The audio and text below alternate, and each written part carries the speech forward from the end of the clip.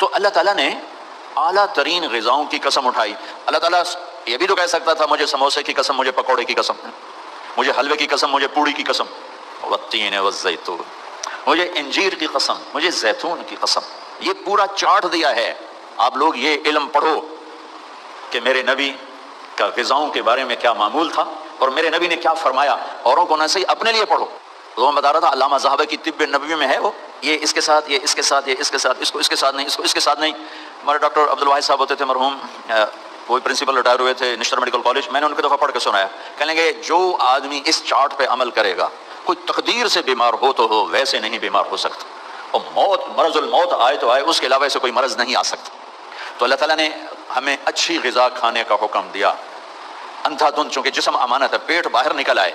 ایک صحابی ان کا پیٹ باہر نکلا ہوا تھا، تو آپ نے اس کے پیٹ پر یوں انگلی رکھ کر کہا کہ اگر یہ چربی یہاں نہ ہوتی تو کتنا اچھا ہوتا.